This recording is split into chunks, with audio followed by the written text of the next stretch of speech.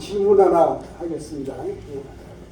여러분들 부자로 살기를 원합니까?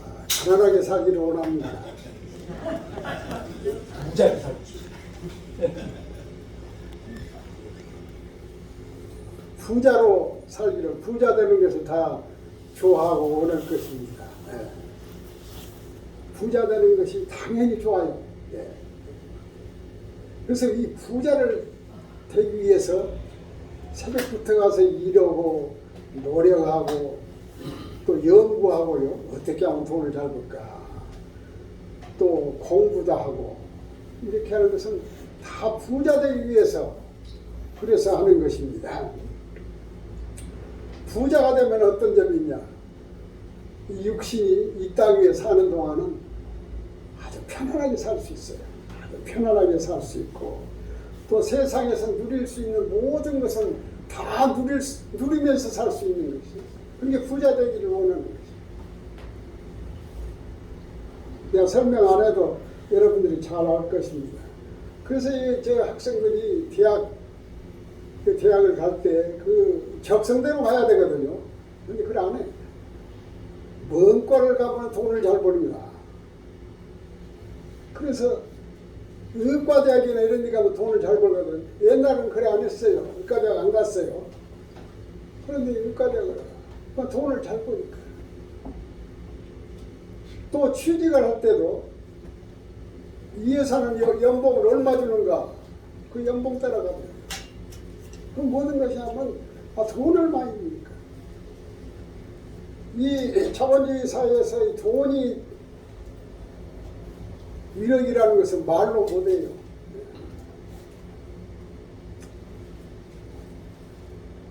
돈이 사회를 움직입니다. 그래서 삶 자체라는 것은 금전적 욕구에 투자해 사는 삶이 요새 우리가 사는 삶이에요. 다 돈 때문에 사는 것이에요. 내 말이 틀린 말이 아니죠. 그래서 인간의 값어치도 저 사람이 얼마나 많은 것을 가지고 있느냐, 부의 소유, 이것이 많은 사람을 세상에서 존경을 받고 그래요. 돈이 없는 사람은 천대를 받는 것이 이 세상의 현재 사람을 평가하는 것을 그렇게 해요. 그럼 세상은 돈을 많이 가진 사람을 이렇게 높이 평가하는데 이런 평가가 교회까지 들어왔어요. 그래서 교회에서도 돈이 많은 사람은 우대를 하고 돈을 없는 사람은 천대를 하고 이런 세상이 되어버려서 이것이 오늘날만 있는 것이 아니라 옛날 예수님 당시에 2000년 전에도 이랬더라고요. 그래서 야고보, 예수님의 동생 되는 야고보 선생이, 이 야고보서는 예수님의 동생 되는 야고보가 기록한 책이에요. 근데 거기에서 이래서는 안 된다 하고 경고하는 내용이에요.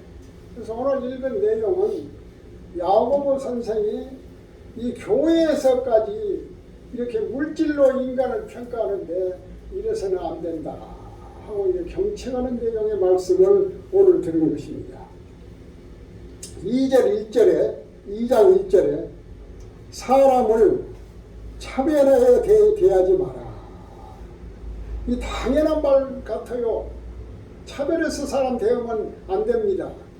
그런데 그렇게 지금 되어지지 않고 있어요. 가령 우리가 사람을 판단할 때 그 사람의 인격이나 그 사람의 지식이나 이런 걸 가지고 평가해야 돼. 그거 안 나타나. 그것은 저 사람의 인격이 어떻게 생겼는가 가만히 서 있으면 압니까? 저 사람이 어떤 사람인가, 또 저 사람이 얼마나 많은 지식을 가졌는가 몰라요. 이런 것은 천천히 나타나. 시간이 가야 나타나요. 그러나 그 사람이 저 사람이 금방 판단할 수 있는 것은 그 사람이 입고 있는 옷을 보고 또 무슨 차를 타고 있는가, 자동차를 보고 또 그 사람이 먹는 음식을 보면 그 사람을 다 평가할 수 있어요. 저 사람은 저런 사람이다. 그런데 이걸 가지고 세상에서는 그렇게 평가를 하는데 교회마저도 이렇게 하고 있다. 그래서 오늘 이 야고보 선생이 한탄하면서 하신 말씀입니다. 교회에서는 이래서는 안 된다는 것입니다. 2장 2절에 만일 너희 회당에 금가락지를 끼고 아름다운 옷을 입은 사람이 들어오고 또 더러운 옷을 입은 가난한 사람이 들어올 때 너희가 아름다운 옷을 입은 자를 돌아보아 가로되 여기 좋은 자리에 앉으소서 또 가난한 자에게 이르되 너는 거기 섰든지 내 발등상 아래 앉으라 하면 너희끼리 서로 구별하여 악한 생각으로 판단하는 자가 되는 것이 아니냐. 이 말씀은 대개 다 읽으면 이해가 되겠죠. 너희 회당에 금가락지를 끼고 금가락지 낄 수 있어요. 가난한 사람도. 여기는 이렇게 표현하는데 여기서 이 금가락지를 끼고 하면은 금가락지 하나 끼고 왔단 말이 아니에요. 그 사람의 권자를 말하는 것이 권력을 말하는 이 사람이 지위가 높은 사람이다. 권세가 있는 사람. 이런 말을 금가락지를 끼고 이렇게 표현하고 있는 거예요. 또 아름다운 옷을 입고 아름다운 옷을 입은 사람이 있습니다. 여기서 이 아름다운 옷을 입은 사람이다. 이 사람은 뭔 말이냐? 돈이 많은 사람 말하는 것이야. 옷을 좋은 옷을 입고 왔어요.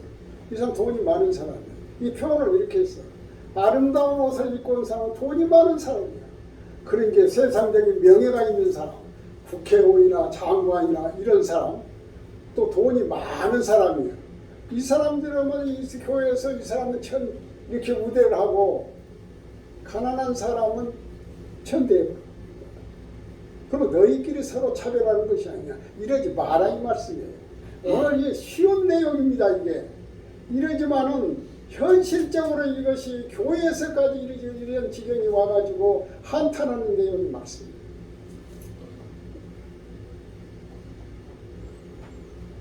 야고보 선생이 주장하는 것은 뭐냐? 인간이라는 것은 다 하나님께서 누가 만들었습니까? 하나님께서 만든 사람들이요. 천한 사람이나 귀한 사람이나 다 하나님께서 만든 사람인데 세상에서는 구별할 수만이면 하나님의 전당이 교회에서만이 교회에서도 이렇게 구별한다는 것이에요. 네. 그 사람이 가진 지위, 명예, 권세 이런 것 가지고 평가한다는 거예요. 요새도 그러는 경향이 많이 네. 2000년 동안 이것이 안 변했어요. 이래서는 안 되는 것이에요.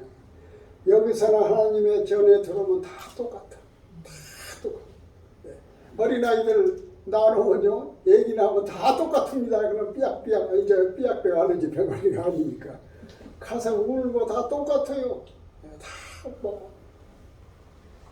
그것들이 이제 자라가지고 이제 사회에 살면서 이제 경쟁이 되고, 그래 이제 죽을 때는 또 똑같이 죽고, 똑같이 나서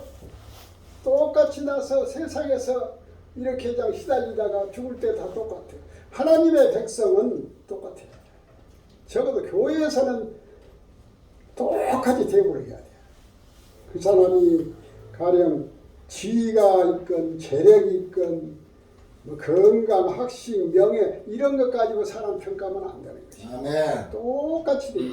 이것이 교회에서 야고보 선생이 우리에게 말하는 것이에요. 기독교의 이 물질이라는 것은 기독교의 물질은 돈이 많다. 이거 정죄하는 것이 아닙니다. 그러면 교회는 예수 믿는 사람은 그냥 가난해야 됩니까? 아니에요. 부자 되기를. 그래서 성경에도 게을르지 가지고 일하지 싫어하는 것은 먹지도 말라고 그랬어요. 부지런히 돈을 벌으라 이 말이에요. 돈을 벌어가지고 쓸 때 쓰고 도와주고 이렇게 하라는 것이지 가난한 것을 그냥 우대한다고 해서 가난한 사람들만 교회에 오란 말이 아니에요. 돈을 많이 벌으라고 했어요. 일하지 않고 그냥 먹고 노는 거 이거 하나님께서 원하지 않았어요. 충분히 있어요.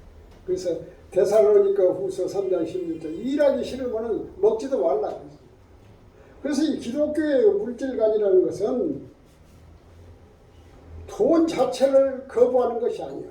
돈 자체는 좋은 것입니다. 그래서 덕이 있는 사람이 돈을 가지고 있으면은 그 사람이 더 덕을 끼치고, 악한 사람이 돈을 많이 가지고 있으면 그 사람이 더 하는 행동이 악해가지고 더 악을 행하는 것이에요. 누가 가지고 있냐, 돈이. 그 중요한 것이에요. 요한 웨슬레가 이런 말을 했어요. 물질관에 대해서. 돈은 많이 벌으라고 했어요. 벌 대로 벌어라. 그리고 그 번 돈을 선하게 쓰라는 것이에요. 나눠주라는 것이에요. 나 자신만을 위해서 쓰지 말고 선하게 써라. 아멘. 이것이 물질관이에요.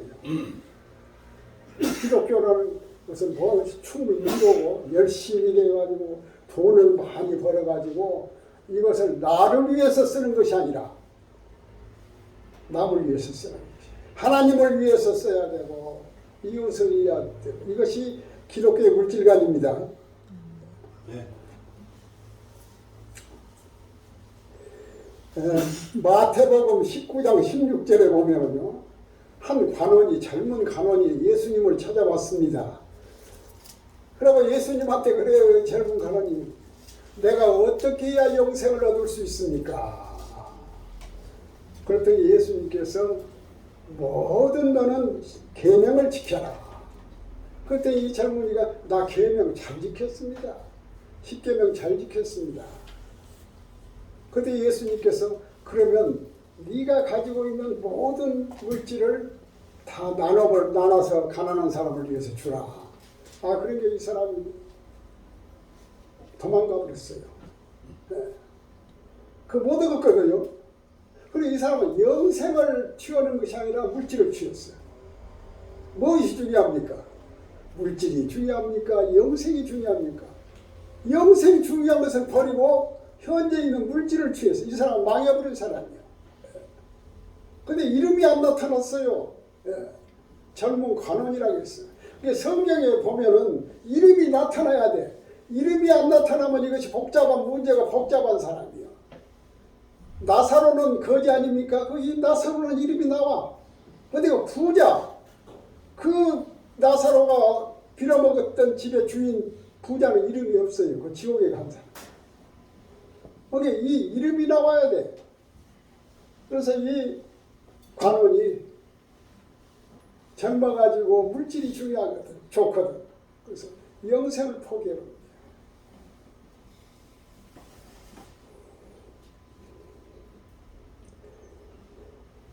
주님께서 이제 그 젊은이에게 말합니다. 젊은이가 이렇게 도망가 버렸거든요. 그러니까 부자가 천국에 들어가는 것이 낙타가 바늘귀에 들어가는 것보다 더 어렵다 그러죠. 낙타가 어떻게 바늘귀로 들어갑니까? 상식이 아니거든요. 그만큼 어렵다는 것이에요. 그러나 인간은 할 수 없지만 하나님은 할 수 있다.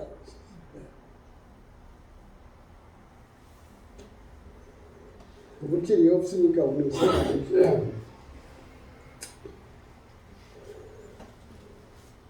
여러분 그 삼성의 이병철 씨를 다 알죠? 아멘. 내가 이병철 씨 이야기를 좀 할게요. 잘 들어보시죠. 이병철 씨가 지금 살았다면 113살이에요. 그런데 87년 7월 19일 날, 11월 19일 날 세상을 떴어요. 떴는데 그 사람은 물질로, 돈으로서는 그냥 대한민국도 다 살 수 있는 사람이에요. 부족함이 없는 사람이에요. 그런데 87년 10월 달에 이제 그 중대한 병에 걸려가지고 고민을 한 거예요. 내가 이대로 세상을 떠야 되는가. 지금까지 고생만 했어요. 고생만 해가지고 이제 그 사람이 그 불교를 열심히 믿는 사람인데 마지막에 성경을 읽었어요. 그러면서 고민이 되는 것이에요. 기독교 교인들. 이렇게 돈 많은 사람은 하나님 나라 들어가기가 굉장히 어렵고 여러 가지 그냥 문제가 많이 생겼어요. 그러니까 저 접두산 성지의 그 박이봉 신부라고 유명한 신부입니다. 그분한테 어떻게 이제 잘 아는 모양이에요. 해가지고는 그 천주교의 조직신학, 교의신학이라고 합니다. 그 신학들, 그 대가가 정의체 신부라고 있어요. 그분이 아주 로마 가서 박사도 따고, 카톨릭 대학 교수도 하고, 서강대학 교수도 하고, 이제 그분을 좀 만나기를 원했어. 그래가지고 이제 만나기로 다 됐어요. 예. 연락이 왔어요. 정신부님한테. 그래서 이병철 씨가 왜 나를 만나려고 하는가. 그래서 대충 이제 만나라는 그 개요를 알았거든요. 그래서 다 이제 그분이 준비를 해가지고 이제 이병철을 만나려고 이제 그렇게 했거든. 근데 이병철 씨가 그 정신부한테 만나기 전에 뭐 때문에 나를 만나야 되는가. 그래서 그분이 이병철 씨가 지금 이렇게 풀리지 않은 문제들, 그 24개 문제를 가지고 왔어요. 그래서 그것을 이제 이렇게 받았거든요. 예, 받아 자 해가지고 정신부가 받아가지고 그걸 다 이제 나름대로 정리를 했어요. 정리를 했는데 10월 했는데 11월 19일에 이병철이 돌아가셔버렸어요. 그래서 그 답을 못 해줬어요. 못 해줬는데 그 24가지더라고. 24가지인데 내가 여기다 다 앉았고 몇 가지만 내가 읽어보니까 이병철 씨가 그 물으려고 한 거, 그것이 첫째 번에 신의 존재를 어떻게 증명할 수 있습니까? 하나님이 어떻게 있다는 것을 증명할 수 있냐? 신은 왜 자신의 존재를 드러내지 않은가? 하나님이 있으면 내가 하나님이라고 나타나야 되는데 안 나타나. 그것이 고민이야. 그걸 알고 싶어하는 거예요. 둘째 번, 하나님이 우주 만물의 창조자라는데 무엇으로 증명할 수 있는가? 하나님께서 온 우주 만물을 창조했는데 그걸 어떻게 증명할 수 있는가? 하나님이 만들었다는 것을. 세 번째, 생물학자들은 인간도 오래 진화 과정의 산물이라고 하는데 신이 인간 창조와 어떻게 다른가? 인간이나 생물도 진화의 산물 아닌가? 그러니까 진화론자를 막 주장하니까 이것도 일리가 있다 해서 이걸 또 물어봤더라고. 진화론에 대해서. 그 다음에 신이 인간을 사랑했다면 왜 고통과 불행과 죽음을 주었는가? 왜 고통을 주었는가? 불행을 주었는가? 그 물을 수 있는 말이에요. 신은 왜 스탈린이나 히틀러 같은 사람을 만들었는가? 이 세상을 그냥 흔들어버린 이런 사람을 왜 만들었는가? 성경은 어떻게 만들어졌는가? 성경은 그것이 하나님 말씀이라고 어떻게 우리가 믿을 수가 있는가? 이런 내용, 이런 것들, 그 다음 나중에 돈 문제도 나온다. 24개 문제를 가지고 이병철 씨가 죽기 전에 고민을 했어요. 그래가지고 정의체 신부를 만나려고 했는데 만나지 못하고 죽었어. 그 죽은 다음에 그 정의체 신부가 하동엽 신부라고, 하동엽이라 아주 그 재치 있는 신부입니다. 그분이 서울 공과대학을 나온 사람이야. 근데 신부가 돼가지고 아주 그 방송에도 들어봤는데 재치가 있고 쟁쟁한 분이에요. 근데 그분도 한 몇 년 전에 세상을 떠났어요. 떠났는데 이분이 그 24가지 질문에 대해서 아주 그 답을 잘 놨더라고요.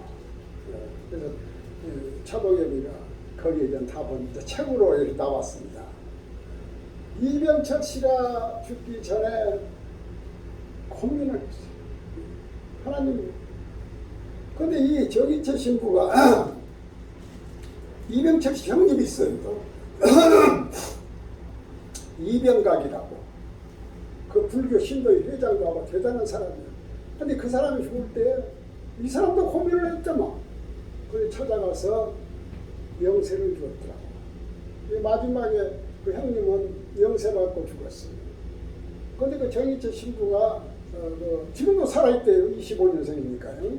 살아있는데 이병철 씨도 구원을 받았을 것이다. 자기는 그렇게 생각한다고 이런 말을 했어. 거기에 대해서 내가 그분이 그렇게 써있길래 말을 했는데 하여튼 그런 고민을 하고 있는 거예요.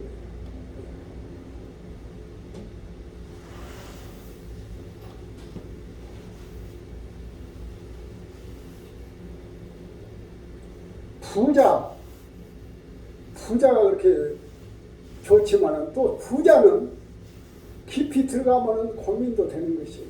이 물질이라는 것이 다 하는 것이 좋은 것 같지만은 고민도 돼요. 세상에 제일 부자 이병철 고민하다가 가버렸잖아요. 문제를 해결한 것이 하나도 없어요. 부자하고 가난한 사람이 둘이 천국을 달리기로 했다. 예를 들어서 누가 먼저 들어가겠습니까? 가난뱅이가 들어가기 쉽죠. 뭐 가진 것이 없으니까 달리기 하면 가진 것이 없으니까 부자는 이야기 무엇이 많으니까 들어가기 힘들죠. 네. 그런데 가난한 사람이 천국 가기가 쉽다. 그건 일반적인 말이에요. 꼭 그런 것이 아니에요. 심령이 가난해야 돼요. 이 마음이 가난해야 돼요. 부자라도 마음이 가난한 부자는 천국 다 이제 가난하게 살란다 그런 생각 가져서는 안 되고 그러면 안 돼요. 열심히 해서 부자에게 이 축복이 부자가 되는 것이에요.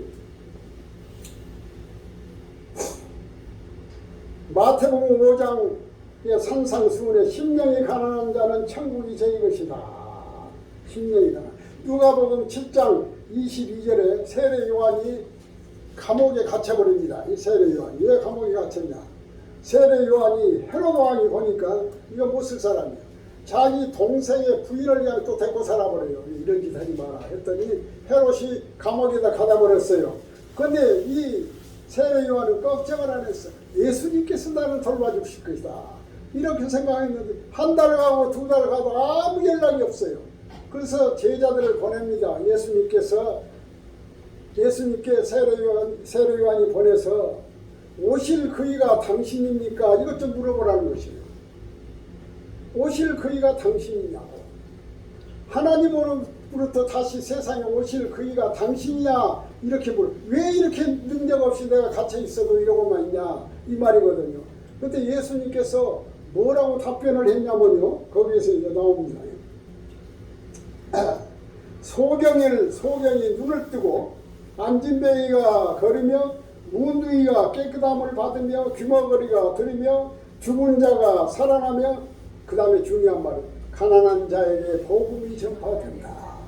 지금 내가 읽은 봉사, 안진뱅이, 또 문둥이, 귀머거리 이런 사람은 다 불쌍한 사람들이야. 이 사람은 가난한 사람이야. 이런 사람한테는 복음이 쉽게 들어간다는 것이야. 가난한 자에게 복음이 전파된다. 아멘. 이런 사람은 다 가난한 사람이거든요.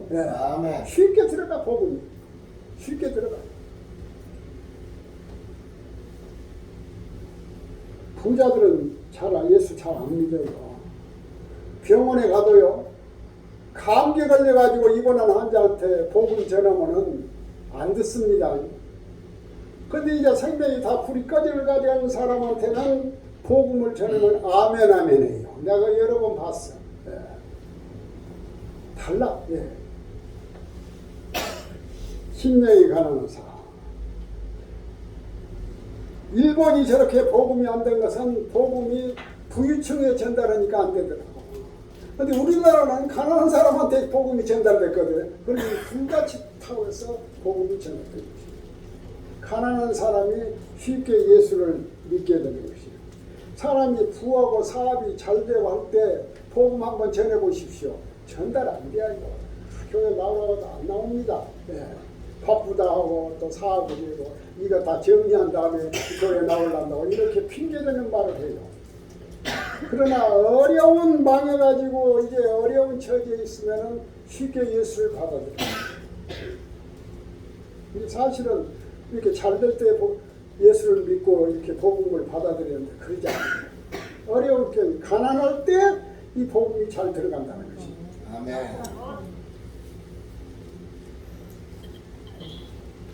사람이 보면은 돈이 많으면서도 겸손한 사람이 있습니다. 많아요.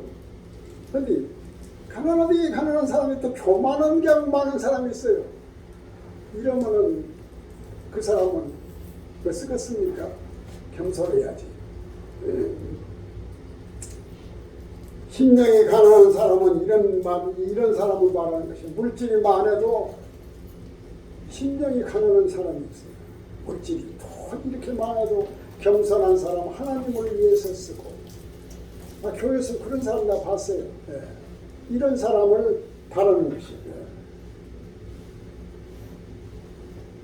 2장 5절에 실제적인 말씀, 내 사랑하는 형제들아 들을지라. 하나님이 세상에 대해서 가난한 자를 택하사 믿음에 부요케 하시고 또 자기를 사랑하는 자에게 약속하신 나라를 유업으로 받게 하십니다. 돈이 없고 물질이 없는 사람은 복음이 쉽게 들어가거든요. 그래서 믿음이 그냥 성장이 빨라져 버려요. 그래서 하나님 나라가 더 쉽게 가는 것이에요. 하나님 일하는데 돈 가지고 하는 것 아니에요. 하나님 일하는데 지식 가지고 하는 게 아니에요. 물질 가지고 하는 게 아니에요. 하나님 일하는데 병들고 아무것도 없고 가난하고 하도 하나님 일을 할 수 있는 것이에요. 골방에서 하나님과 대화하면서 하나님 일을 할 수 있는 것이 가난한 사람이 할 수 있는 것이에요. 가난한 사람은 하나님 나라를 쉽게 들어간다 이 말이에요.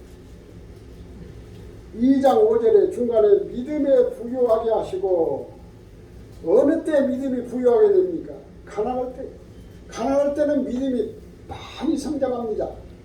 부자로 있을 때는 성장이 잘 안 돼요. 그러니까 새벽 믿음이 보면은 새벽에 기도하는 거 보면 새벽 예배를 지금 우리는 모든 게 하지만 그냥 울고 불고 한 사람들을 보면은 다 어려운 일이 있어. 물질적으로 어려움이 있지, 몸에 또 어려움이 있지, 자녀들도 어려움이 있지. 이런 사람들은요 간절히 하나님한테 의지를 합니다. 그런 가운데서 어려운 가운데 믿음이 성장해요. 믿음이 성장하면 하나님의 나라를 생각하고 사니까 얼마든지 기쁨으로 살 수 있어요. 부자들은 그래 안 해요. 부유한 사람은 걱정이 없으니까 하나님 앞에 의지하는 그 비율이 적어요. 굉장히 적어요. 하나님께서는 세상에서 명예와 부를 가지고 있는 사람과 세상에서 가난하고 병들고 명예 없는 사람들 중에서 누구를 대는 가난하고 병들고 명예 없는 사람을 택해서 하나님께서는 이들을 통해서 하나님 일을 하게 하고 하나님 나라를 유업으로 받게 한다. 쉽게 하나님 나라를 유업을 준다. 그러니까 이 하나님 나라 간다는 것이 예수 믿는 사람 목적인데, 이 사람들은 심령이 가난한 사람, 돈에 많고 적음이 문제가 아니라 이 심령이 가난해야 돼. 돈이 그냥 엄청나게 많고, 그래서 심령이 가난한 사람이 참 좋은 거예요. 우리는 심령이 가난한 사람이 돼야 돼. 돈을 많이 벌어가지고 교회 다니면서 돈을 벌 대로 많이 벌어서 심령이 가난한 거면 이 번 돈을 주를 위해서 쓰고 이웃을 위해서 쓰고. 그래서 우리 주위에 세상적인 가치 기준에 미달했다고 우울증 걸리고 또 자살해버리고 이런 사람 많이 있거든요. 이럴 때 이 사람이 찾을 수 있는 것은 예수 믿어가지고 예수를 의지하고, 가난해 이 우울증 걸리고 이 자살을 하는 사람은 이 다 가난한 사람들이요. 이런 사람이 예수를 만나가지고 심령의 부를 얻어가지고 하나님 나라를 얼마든지 할 수 있는 거죠. 오늘 이게 결론적인 말을 하겠습니다. 교회에서는 절대로 없는 사람이라고 이렇게 하면 안 돼요. 다 하나님의 백성이다. 하나님의 자녀다. 이런 생각을 가지고 우리가 대해야 되는 것이에요. 아멘. 근데 목사가 또 그런 짓을 잘합니다. 그냥 교회에서 좀 하다 들어오면 그냥 그 사람들 미쳐버려요. 그리고 망해버린 사람도 많이 봐서. 목사가 이렇게 이 사람한테 이렇게 하면 안 되는 것이에요. 똑같이. 교인 똑같이 하고. 아멘. 심령이 가난한 교인이 돼야 돼요. 근데 이거 잘 안 거쳐요. 그 옛날에 이야기 하나 하고 설교를 마치랍니다. 고종황제 아시죠? 고종황제가 원래 이름은 이희영 이인데 지금 그분이 살았다면 170살이더라고. 170살인데 자격이 없는 사람이 임금이 됐지요.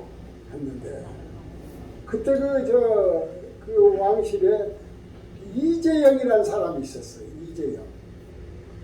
이재영이 한 살 밑에더라고. 근데 이재영이가 나이가 한 살이 더 많았으면 이재영이라는 사람이 왕이 되는 것이에요. 근데 고종황제가 되었어요. 그런데 참 이상한 것이 이재영이가 나중에 목사가 됐어요. 역사에 다 나옵니다. 그래서 이제 목사가 됐는데 어디서 목회했냐면은 여기 종로 가면 승동교회라고 있어요. 이제 승동교회도 담임 목사였고 내가 다 확인했습니다.